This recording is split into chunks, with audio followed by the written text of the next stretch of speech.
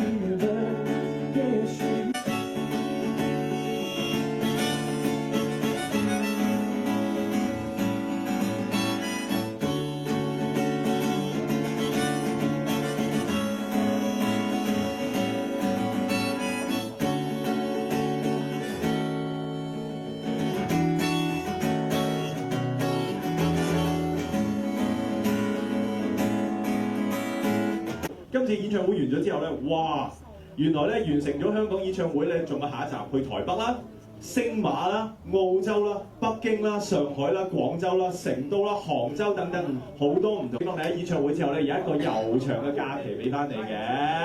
咁啊，揀咗個地方 ，Gordon 究竟揀咗邊度咧？法國，因為阿 Camille 咧就好想去法國。我今次咧就唔單止送1張俾佢嘅，就送2張機票。咁咧就睇下佢想同邊個人一齊去。哦，嗱一張咧就寫咗係方大同嘅，另外一張咧就未寫咩啊？影幅相先啦，攞住呢張機票。係啊，呢張 boarding pass， 你記住攞去櫃位 check in 喎。登機你係記住攞呢張喎。好，影幅相先啊！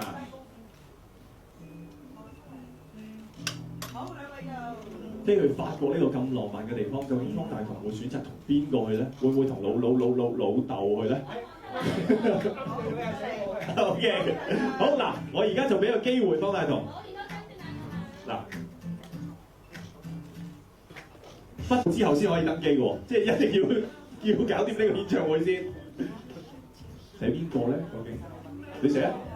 等你嚟㗎，咦諗緊喎 ，F 字，誒唔係喎，喂唔好寫咁料得唔得啊，大佬？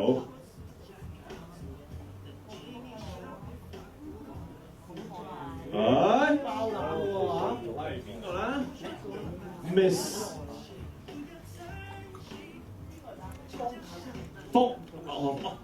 方太太，方太，煮餸嗰個啊？唔係係嘛？喂，啲同事你見到呢個字記住 friend 佢喎，寫方媽媽喎佢，今晚做阿爸你，好保守喎，究竟邊個先？你可以寫方太都得，我哋查咗媽媽兩個字啊，揾啲人嚟查咗佢。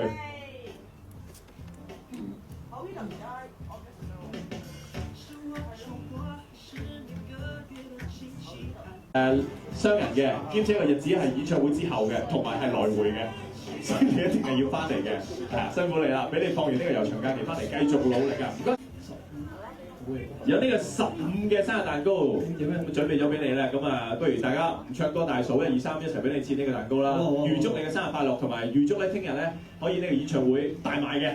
好，準備1、2、3，生日快樂！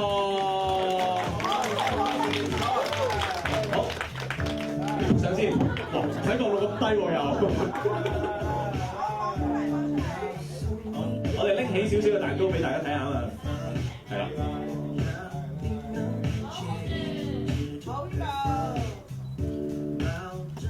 你夠唔夠力啊？你夠力你自己拎下。可以影耐啲喎，你可以拎幾耐喎？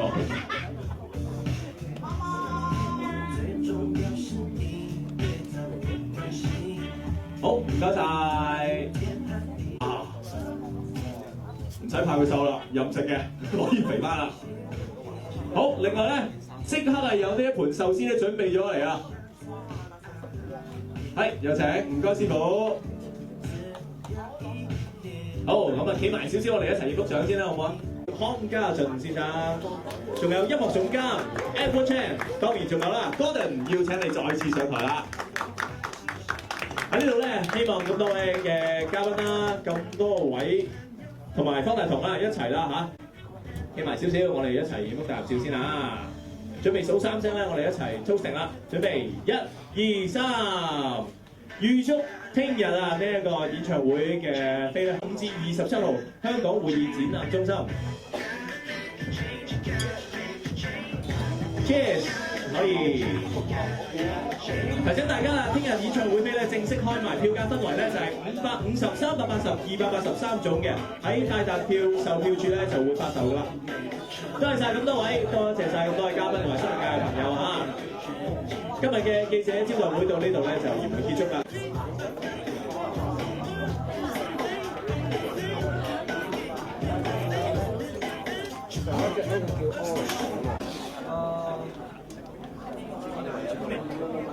一定有全呢部，應該有啦，點藝術法啊？即係等抽象啊？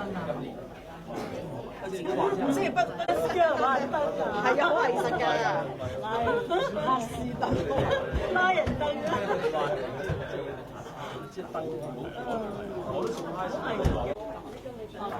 好。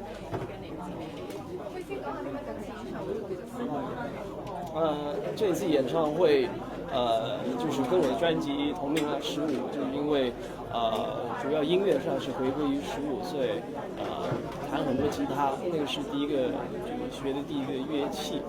那么就是吉他方面也是就会比较热闹一点啊，有气氛啊，可能有一点点蓝调摇滚的味道。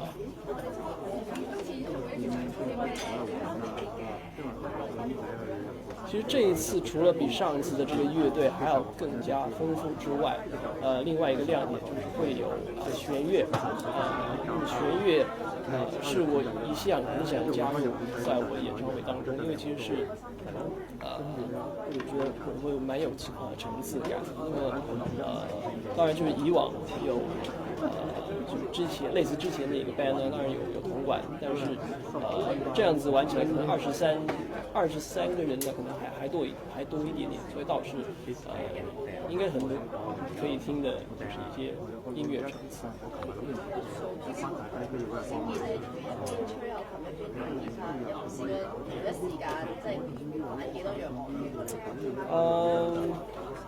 主要就是這兩件，主要就是最近比較練的比較多吧，就是這個協調，口型還有吉他。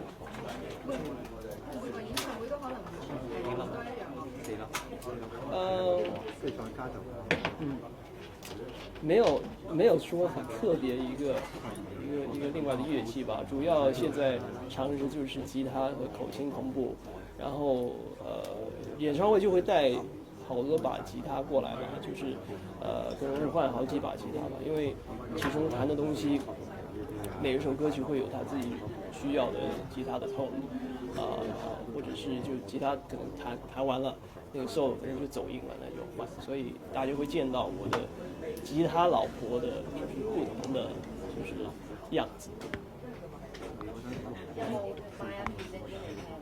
有啊，我買了，就是8月號，大家也可以支持一下新專輯，最開心新專輯買了，它那個封面是一個蠻特別的設計。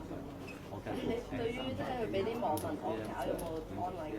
其實我覺得還蠻好笑的，他自己也覺得挺好笑的，所以我覺得在藝術當中找到就是歡樂也是一種享受吧。所以就是他這個專輯有他的一個藝術上的表達。那麼最近網上傳的這個也是一個蠻有趣的笑話。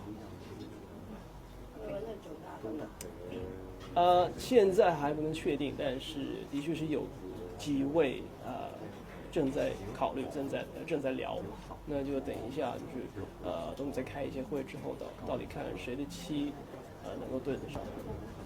聽日生日咧，有冇都會一樣？明天其實是有宣傳，明天有一天的這個電台訪問，因為剛剛今天也發了這個第二版的這個第二版的 CD，就是15，那所以明天要做這些宣傳，然後也許晚上應該會有空跟希望是幾位好友去就是過生日吧，如果有空的話。阿傑係咪都送咗生日禮物俾你？有。可唔可以講下咩？其實剛好我覺得剛好，因為我家燈有一個燈壞了，其實他也不知道，但是後來他給了送了一個燈給我，那後來我就覺得很棒，很實用啊，因為我家燈也壞了，所以就是剛好也是一個蠻有跟他的專輯的這個封面一樣很藝術的一盞燈。OK，唔該晒。